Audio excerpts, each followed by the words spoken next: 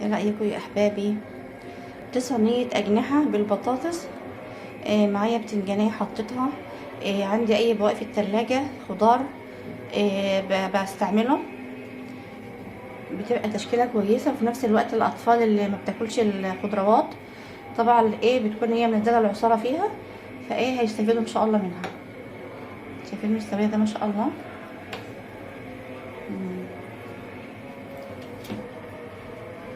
ايه رأيكم؟ جربوها، اقتصادية. وطبعا مش معايا مثلا اجيب فرخة 50 جنيه، ان شاء الله يجيبولك اجنحة، او 40 جنيه. هو الكيلو ب37. تمام. اهي هتعمل صينية ما شاء الله كبيرة وجميلة، العائلة كلها ان شاء الله هتاكل منها بإذن الله. اهي. ايه رأيكم؟ طبعا يا احبابي اهم حاجة الاشتراك، وما تنسوش تقولوا رأيكم.